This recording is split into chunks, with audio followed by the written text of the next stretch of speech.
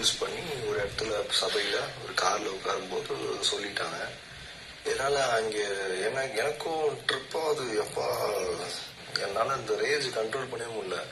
என்ன ஒருத்தர் சொல்லிட்டு அழகா உட்காந்து பேசிட்டு இருக்காங்கன்றப்போ என்னால கேம் விட்டு அவங்க தள்ளி விட்டாங்களேன்னு எனக்கும் தோணிட்டு தான் இருந்தது. பட் ஆனா எதுவும் பண்ண நீ இனிஷியேட் பண்ண எனக்கு கரெக்டா தோணுச்சு. தள்ளி விட்டுருன்னு தள்ளி விட்டாங்க.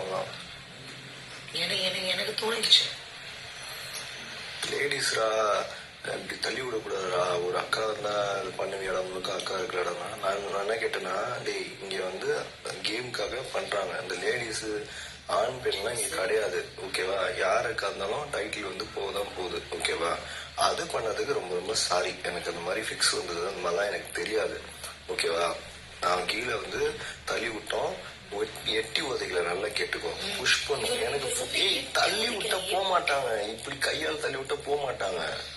அது ஃபோர்ஸ் தேவைப்பட்டது. நான் ஃபோர்ஸால இது பண்ணேன். அது காலால வந்து எட்டி உதச்சிட்டோம். அதெல்லாம் வந்து சொல்லி அரசியல் இவங்கெல்லாம் சேர்ந்து அரசியல் பண்றாங்க. யாரோ ஒருத்தர் இன்டைரக்டா நீ டைட்டில் வின்னர் ஆக்கிறதுக்கு ஹெல்ப் பண்ணிட்டு இருக்க, அவள்தான் சொல்லுவேன் அப்படின்னா. அப்புறமா அவன் புரிஞ்சுக்கிட்டான்.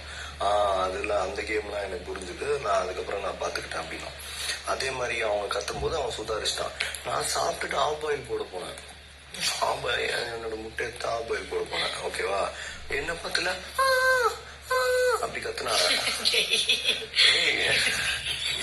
இதுக்கு சிரிக்கதானே முடியும். அவங்க டிராமா கோத்ரூ பண்ணிருக்காங்க. அதெல்லாம் ஓகே.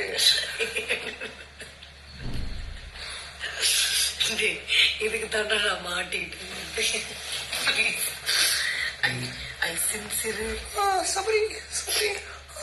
அப்படின்னாங்க.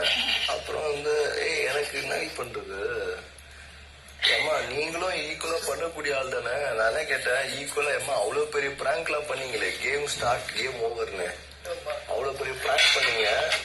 தீபக் வந்திருக்காங்க, பிரியங்கா வந்திருக்காங்க, மஞ்சரி வந்திருக்காங்க.